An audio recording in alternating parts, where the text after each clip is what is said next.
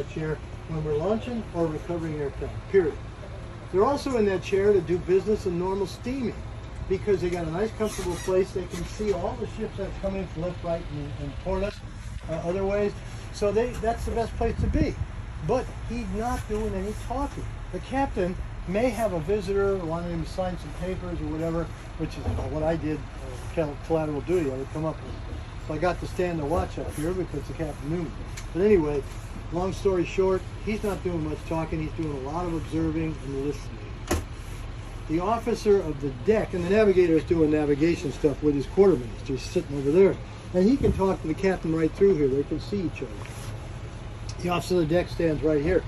There are 14 or so lieutenants, 5 years out of the Naval Academy or OCS like I did, or ROTC from the colleges of the country, which is after OCS and college and then OCS. So you do that, you get to be an officer, but you don't know much about the Navy, and you have to get experience like everybody else. Either a 19-year-old enlisted guy or a junior officer. One's 23, the other's 19. They all have to learn the Navy. So we do that, and we learn it from senior people like chief petty officers, first class, and junior officers, etc. They're the most senior to us. The officer of the deck, he's a lieutenant. He's got the most experience of the watch team. At least 5 years of sea time in ships and carriers. So he knows the ship, he knows what does. He's responsible for everything, like this guy coming right at us. But most of the stuff he's worried about don't get this close, believe me, not even close.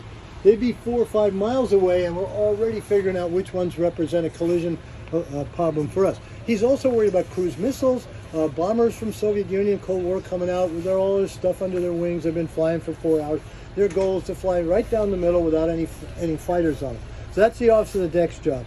He's talking and doing the job for 4 hours for the captain, who's listening and approving by default what's going. The captain can take the deck anytime he wants, or the con, or both. Lieutenant junior grade, second in command of the watch. He's correlating 200 contacts perhaps in the Persian Gulf or the Mediterranean. Because of this aircraft, we got 3 or 4 of those in a squadron.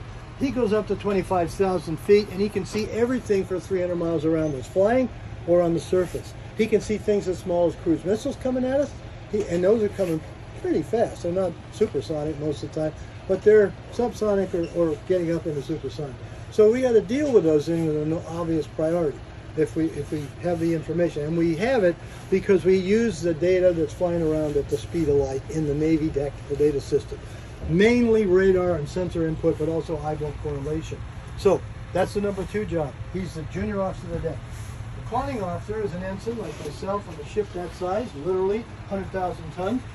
My job is to put the ship into the wind 15 minutes before we're going to do flight ops and back to course when we get done recovering and launching aircraft. So we'll go that, the officer of the deck will say, all right, Mike, we're done with the last one, take her back to base course.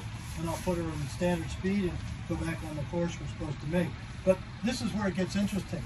We got to have 30 knots of wind on the bow to take off, and we got to have 30 knots over there when they come back.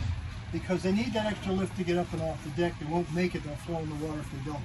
So I'm going to say left 5 degrees rudder on a 360-degree turn, that's just a little bit of rudder.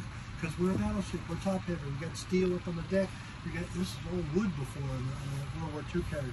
We got all this steel and armor and guns when they were first built. So basically, I'm going to turn the ship very slowly. And I'm doing 15 knots. I got to use a little bit of rudder. I get over there. When I get over, I say steady up on 270. And then to the lee helm, make turns for 15 knots. Mother Nature is blowing from 270 and 15 knots. I need 15 more from our 4 propellers. So I tell him, make turns for RPMs of the 4 propellers. 2 turning counterclockwise and 2 turning clockwise each side of the ship, so we don't have vibrations and stuff. So they make the translation at the lee helm, 19-year-old, and the 19-year-old steering the 69,000-ton ship. And the guy giving the orders is 22, 23. That's me.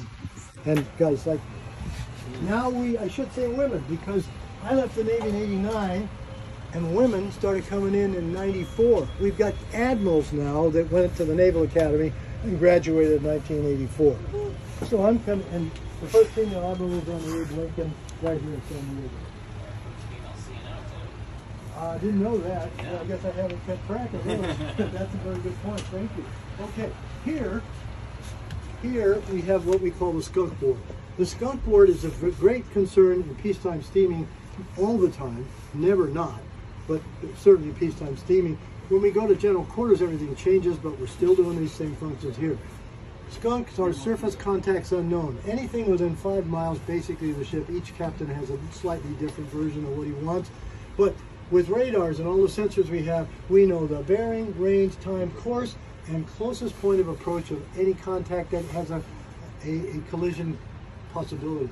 And that possibility was when we have a steady bearing and decreasing range. That's all I'm going to say. That means that we don't do something, the burden ship and the non-burden ship, we're going to have a collision. So there's a whole bunch of rules the officer on the deck has to know to make every decision the correct one.